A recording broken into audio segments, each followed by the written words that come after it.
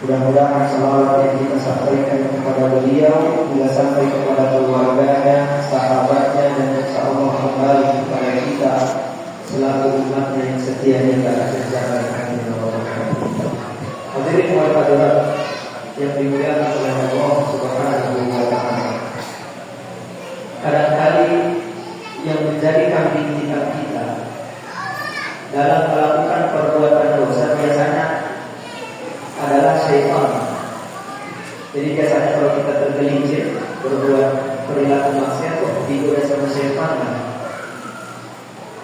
Tapi begitu masuk bulan Ramadan, sebagaimana yang disabdakan oleh Rasulullah SAW, "Idza dakhala Ramadan, futihat abwaabul jannah." Apabila sudah masuk bulan Ramadan, maka dibukalah pintu-pintu surga. Wa ghulqat abwaab jahannam, dan dikunci pintu-pintu neraka. Wa sulsilatis syayatin, dan syaitan-syaitan itu dibelenggu. Namun kadang-kadang atau kerap seringkali begitu masuk bulan Ramadan, ternyata dorongan melakukan perbuatan maksiat itu masih tetap mendukung. Jadi perlu kita ketahui apa sebenarnya yang salah. Yang salah bukan faktor eksternal ternyata, tapi internal kita. Masalahnya bukan perkara syaitan atau malaikat, tapi perkaranya ada di dalam diri kita sendiri. Allah Subhanahu wa taala menciptakan manusia itu kompleks. Kita bukan cuma jasad. Jasad itu salah satunya.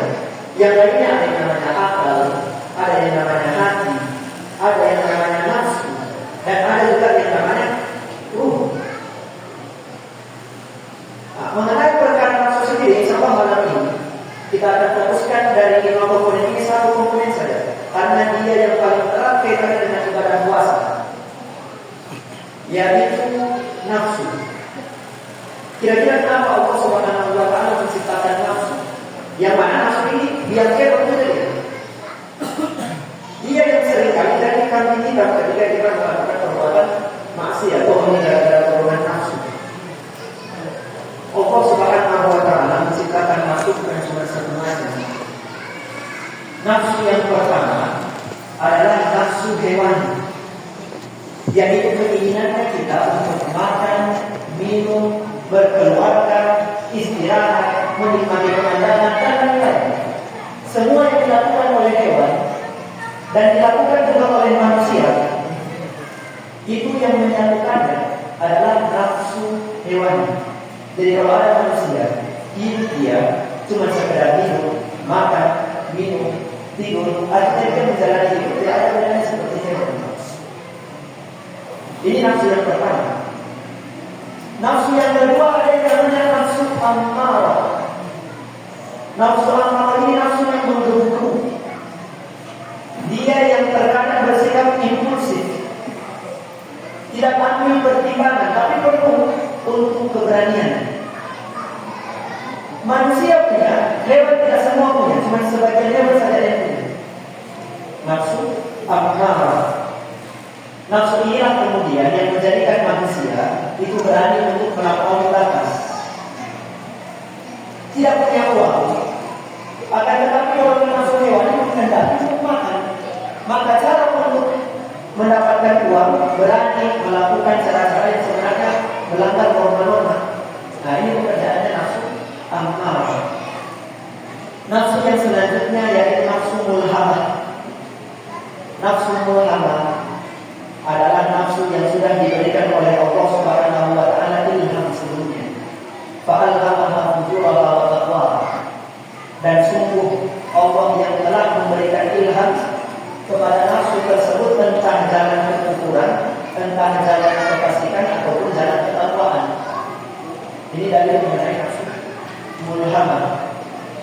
Kenapa kemudian manusia cuma diberikan dua nafsu, nafsu amarah dan nafsu mulhamah? Kenapa tidak dua-duanya?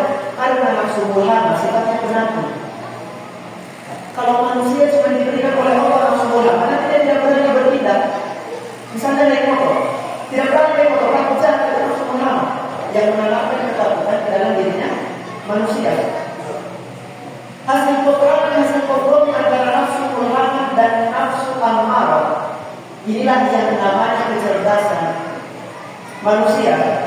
naik motor, pernah jatuh, tapi nafsu amarah memaksa untuk berani. Maka apa yang dilakukan oleh akalnya kita? Yang dilakukan oleh akalnya kita menggunakan helm, jaga-jaga kalau jatuh tidak kemana-mana. Dan banyak contoh yang lain.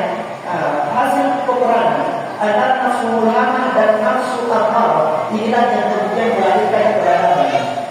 Inilah yang kemudian memajukan ilmu pengetahuan. Hadirin hadirat yang dimuliakan oleh Allah Subhanahu wa taala. Nafsu yang selanjutnya adalah nafsu lawwamah. Nafsu lawwamah ini adalah nafsu yang dia tidak condong ke kanan, tidak juga condong ke kiri. Di sini letak sifat kemunafikan manusia dititipkan oleh Allah Subhanahu wa taala.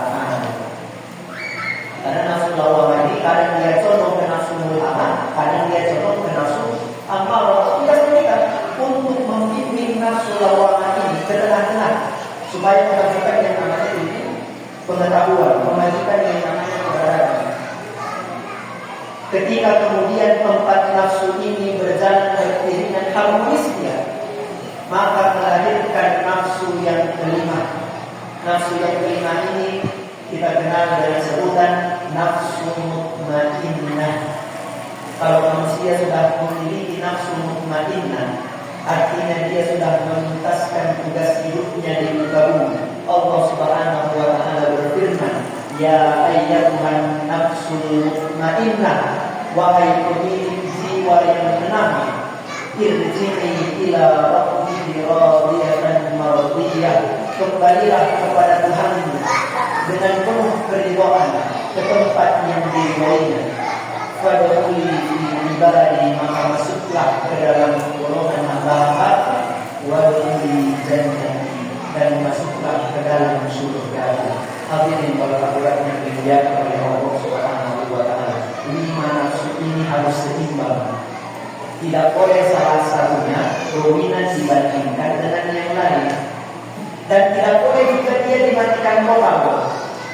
Misalnya kita kehilangan nafsu hewani, maka kita sebagai manusia tidak akan hidup, karena kita tidak punya keinginan makan, kita tidak punya keinginan minum. Artinya manusia tanpa makan dan tanpa minum sekarang dia untuk hidup. Begitu juga kalau seandainya kita tidak memiliki nafsu amal, nanti kita menjadi manusia yang penakut. Atau misalnya kita tidak memiliki nafsu mulhamah, nanti kita menjadi manusia yang tidak berpikir. Tapi harmonis di antara semuanya, inilah yang melahirkan nafsu mutmainnah. Inilah tugasnya kita. Dan ibadah puasa yang kita lakukan selama 30 hari di bulan Ramadan, tujuannya tidak lain dan tidak bukan adalah untuk menekan kelima nafsu tersebut. Coba kita lihat, ketika di bulan Ramadan, ketika kita melaksanakan ibadah puasa, kira-kira apa yang ditekan? Yang ditekan pertama, makan, minum, dorongan hawa nafsu seksual, semuanya ditekan yang basisnya hewani. Kalau kita sukses melaksanakannya, baru satu nafsu yang kita bimbing, tugasnya kita masih ada tempat nafsu yang lain. Inilah yang kemudian dikatakan oleh Al-Imam Al-Ghazali, puasa itu ada 3 tingkatan. Tingkatan pertama, puasanya orang awam, hanya sekedar menahan lapar dan haus. Puasa yang kedua adalah puasa orang-orang khawas, orang-orang yang khusus. Bagaimana puasa yang khusus? Puasa yang khusus ini adalah puasa dengan mematikan kelima-lima hawa nafsu yang sudah disebutkan. Supaya apa dimatikan? Supaya 4 komponen yang lain yang mengambil peran di dalam hidupnya manusia. Apa 4 yang lain disebutkan di awal tadi? Manusia bukan cuma perkara jasad, tapi ada jasad, ada nafsu, ada akal, ada hati, dan ada roh. Dengan kita mematikan hawa nafsu kita, 4 yang ini nantinya akan lebih dominan. Kita punya waktu untuk akal, kita punya waktu untuk hati, kita punya waktu untuk rohnya kita, dan mana jasad kita digunakan bukan lagi melayani hawa nafsu, tapi dilayani untuk ketiga hal yang sebenarnya lebih mulia. Dan ini merupakan tugas besar yang sangat berat. Rasulullah Shallallahu Alaihi Wasallam sewaktu dari peperangan Badar, beliau berperang, para sahabat suka cita pulang karena pulang dengan kemenangan. Kemudian Rasulullah kecil kepada jihad yang besar. Para sahabat bertanya, kita ini harus berperang lawan musuh, tapi Rasulullah katakan itu masih jihad yang kecil. Maka para sahabat bertanya, wahai Rasulullah, apa jihad yang besar itu? Rasulullah SAW mengatakan, jihad yang besar adalah mujahadatin nafsi, jihad melawan hawa nafsu sendiri. Disinilah letak ujiannya kita, sebagaimana juga yang terdapat di dalam Al-Quran. Allah Subhanahu wa Ta'ala berfirman, Innallaha la yughayyiru ma biqaumin. Sungguh Allah tidak merubah suatu kaum. Artinya Allah tidak punya campur tangan atau tidak mau ikut campur terhadap satu perkara ini. Perkara apa? Hatta yughayyiru ma bi anfusihim, sampai mereka mau merubah diri mereka sendiri. Kata ini di sini Allah Subhanahu wa Ta'ala menggunakan kata anfus, kata yang sama yang juga kita gunakan untuk mengucapkan nafsu. Artinya perkara hawa nafsu bukan urusan kita dengan syaitan. Perkara hawa nafsu bukan urusan kita sama malaikat. Perkara hawa nafsu bukan urusan kita sama siapa-siapa, tapi perkara hawa nafsu adalah urusannya kita dengan dirinya kita sendiri. Tatkala kita sudah berhasil dari ujian ini, dari ujian menghadapi hawa nafsu, di mana ibadah puasa adalah ibadah yang membantu kita untuk mengontrol hawa nafsu ini, maka kita akan mendapatkan derajat ketakwaan sebagaimana tujuan dari berpuasa. Ya ayyuhalladzina amanu, wahai orang-orang yang beriman, kutiba alaikumusiyam, diwajibkan atas kalian berpuasa, kama kutiba alal ladzina min qablikum, sebagaimana telah diwajibkan pula atas umat sebelum kalian, la'allakum